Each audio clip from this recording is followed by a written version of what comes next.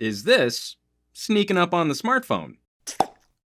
What we call a phone is really an incredible pocket computer, but that doesn't mean there might not be a group of consumers looking for a streamlined communication device on the cheap. Android has decimated the feature phone market, but options for lower-cost Android Go devices can be underwhelming. An Alcatel SmartFlip sells for around $60. A comparably priced Android phone is going to be technically more capable, but the actual daily usage experience might not be as smooth. But I'm getting ahead of myself here. It's super charming using a flip phone again. Took me a little bit of practicing just to get used to opening and closing. It's handy. It's got that little external display for your heads up and your notifications. It's got a terrible camera, but expandable storage with a removable battery. It's got a headphone jack, not an audiophile headphone jack, but it has a headphone jack, and inside it's got a decent little LCD, not a touchscreen, and the viewing angles are mediocre, but you can see stuff on this screen. And bringing it all back to that T9 input, little D-pad rocker switch, and those menu keys at the top of the phone. Surprisingly though,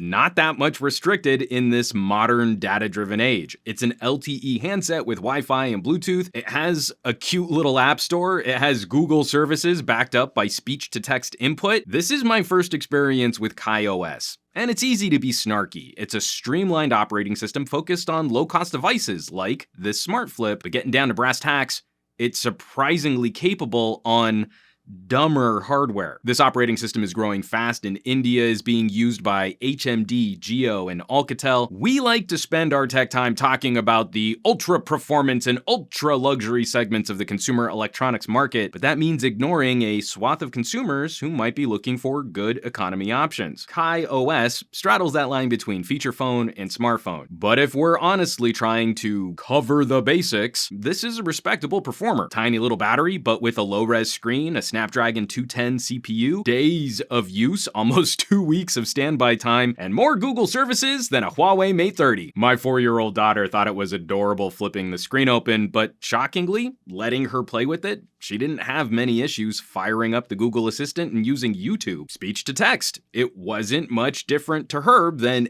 any other gadget in the arsenal. Asking a gadget to play Baby Shark, or asking it questions about her favorite dinosaurs. You talk to gadgets, they do stuff. And that's what's interesting to me. No one's gonna confuse this for a data-driven computing platform, but against ultra-low-cost Android Go, we're in almost the same ballpark for getting a lot of the same services and work done. Though putting in my IMAP settings for my personal email on T9 was a chore. That did kinda suck, but I could do it. There are people out there who need an inexpensive communicator. There are people out there who might want a no-frills weekender phone. A phone that folds, but is not terrifying to take to the beach.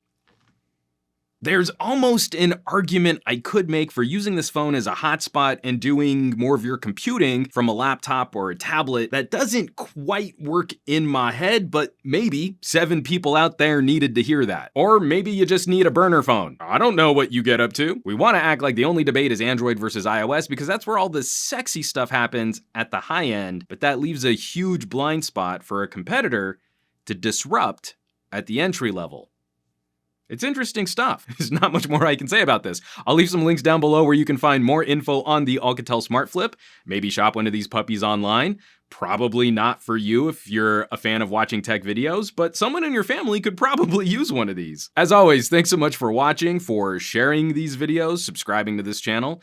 More than just geeking out on the top of the line, the shiniest gadgets, we want to make sure we know what's going on across the entire market, and if some of these solutions can really get the job done.